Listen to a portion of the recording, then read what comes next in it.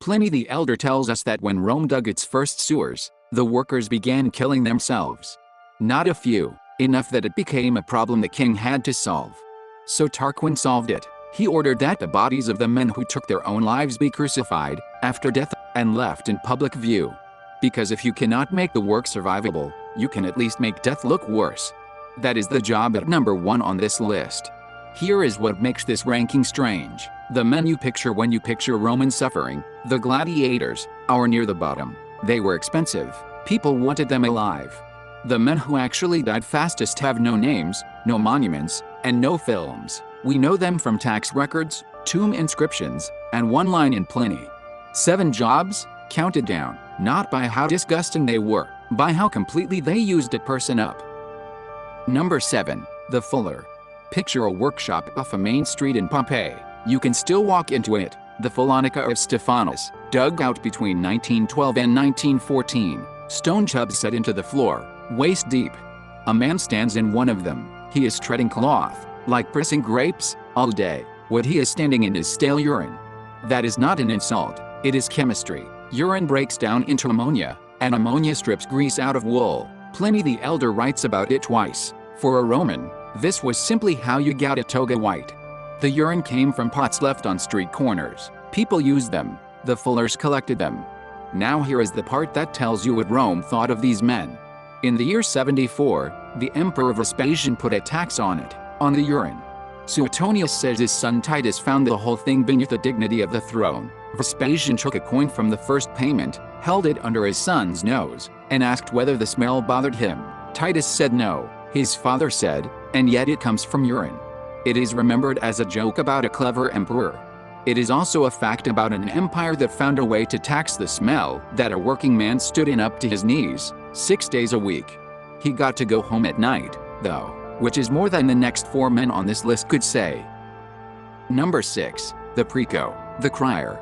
His job was his voice, auctions, public notices, lost property, announcements in the forum, all day, over a crowd, without amplification. And this is the one job on the list that made men rich. The auction side of it was genuinely lucrative. A successful preco could accumulate real money. Here's the trap. Roman law had a category for work that touched money and performance too directly. The Lex Julia barred any man who had worked as a preco from holding public office in the towns, not because he was poor, not because he was a foreigner, because of what he had done for a living. The inscriptions we have suggest most of them were freedmen, men who had been slaves and bought their way out. So think about that shape. A man is born unfree. He works his way to money, and the money buys him a house, and clothes, and a tomb with his name on it. And the one thing it can never buy is the right to be treated as a citizen who matters.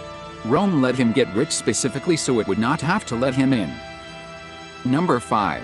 The gold miner at Las Médulas.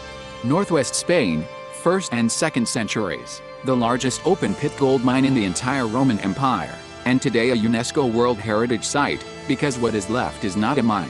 It is a landscape of red spires and hollows where mountains used to be. The Romans took the mountains apart with water. The technique has a name. Pliny called it Runa Montium, the ruin of the mountains.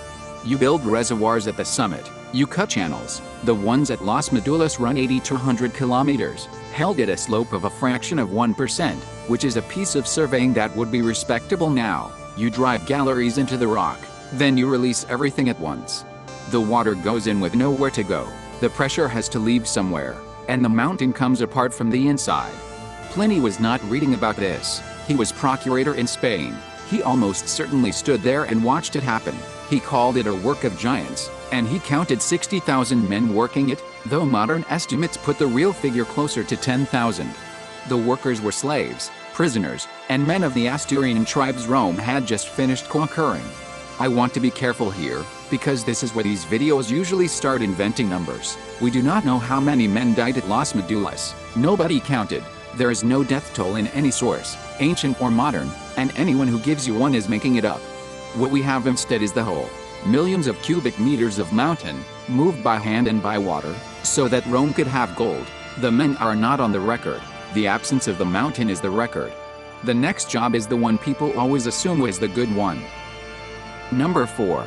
The household slave in an aristocratic Roman home. And on paper, this looks like the soft option. Indoors, fed, no mine, no arena, no urine. We know more about these people than almost any other Roman workers, and we know it because of a tomb. Livia was the wife of Augustus, the first emperor. On the Appian Way there was a burial chamber for the slaves and freedmen of her household, the Monumentum Liviae. It had room for at least 1,100 bodies. One woman's staff, 1,100 places. The historian Susan Tregary went through those inscriptions and reconstructed the jobs, and what comes out is not a household. It is a machine with a job title for every motion. Women who did nothing but spin. Women who did nothing but weave. Someone whose entire recorded function in this life was setting Livia's pearls. Here's the twist, and it is the reason this job is on the list at all. The better you were at your specialty, the more valuable you became. The more valuable you became, the less chance you had of ever being sold, freed, or moved. Skill was not a way out, skill was the lock. A miner could at least imagine an end to it. The woman who set the pearls was doing the thing she would do until she died, and then she would be carried to a chamber on the Appian Way with 1,000 other people who had also been someone's specialized tool. That is the cost that does not show up as a wound. Number 3. The bestiarius. And straight away there is a distinction that almost every documentary gets wrong, so let us do it properly. The word covers two completely different fates. There were trained beast fighters, venators, professionals who hunted animals and staged spectacles. They had skill, they had an audience, and some of them were famous. That was a career. And there were the condemned. Damnatio ad bestias was a method of execution. The person sent out was not a performer with a bad job. They were the point of the event. There was no technique to learn, because they were not expected to do anything except die in front of a crowd. Same arena, same animals, same Latin word gets used loosely for both. And here is the detail that reframes the entire spectacle. To a Roman, none of these men were gladiators. The word gladiator meant something specific, a man who fought other men. Beast fighting was a different event, on a different part of the program, with different people. We have flattened all of it into one image of a man with a sword in a stadium. The Romans had categories, and the categories decided whether you were professional or a sentence being carried out. Which brings us to the job everyone thinks is number 1. It is not. Number 2. The gladiator. This is the one you came in with, and the numbers do not support the picture in your head. The French historian Georges Ville went through the funerary inscriptions, the tombstones, and counted. In the 1st century after Christ, roughly 19 out of every 100 recorded fights ended with someone dead. Read that carefully, because it is easy to get backwards. 19 fights in 100, not 19 fighters in 100. Every fight has 2 men in it. So for any individual gladiator walking out to fight, the odds of dying that day were somewhere around 1 in 10. 9 times out of 10, both the men walked back out. The tombstones back it up. They record how many fights a man had survived, and the numbers run to 20, 30 matches. Those are careers. The reason is money. A gladiator was an expensive asset. He was housed, trained, and medically looked after. Killing him was destroying something you had paid for. Now, do not oversell this. Ville's own figures show it got much worse later. By the 3rd century, the chance of dying was somewhere between 1/3 and 1/2, and the average age at death across the inscriptions is about 27. These men were not safe. They died young. But they were fed, they were treated, they had names the crowd shouted, and some of them had 30 fights behind them. Which means the most famous dangerous job in Roman history was, in the 1st century, more survivable than the job we are about to get to, the one nobody has ever made a film about. Number 1. The men in the sewers. Rome's sewer system is one of the genuine wonders of the ancient world. The Cloaca Maxima drained the Forum, made the low ground of the city livable, and parts of it are still carrying water. Pliny ranked it with the aqueducts and the roads as one of the greatest things Rome ever built.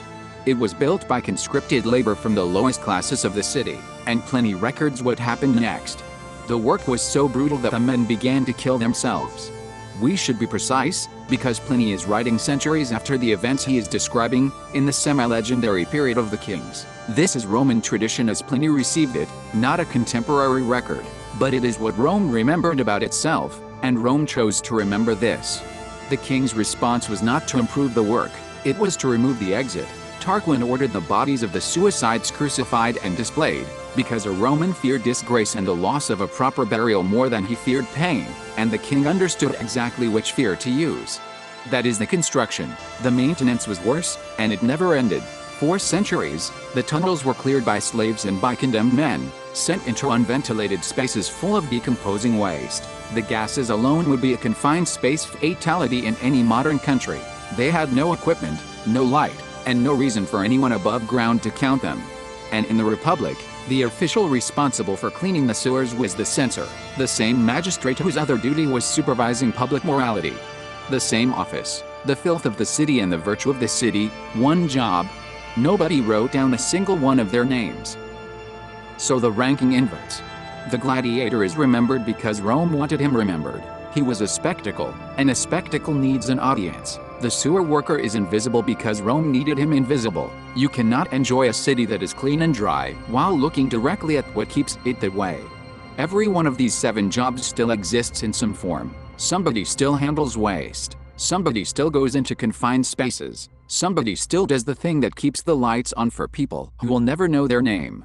Rome was just more honest about it. It wrote the hierarchy into law, and then it built a monument to the sewer and forgot the men inside it.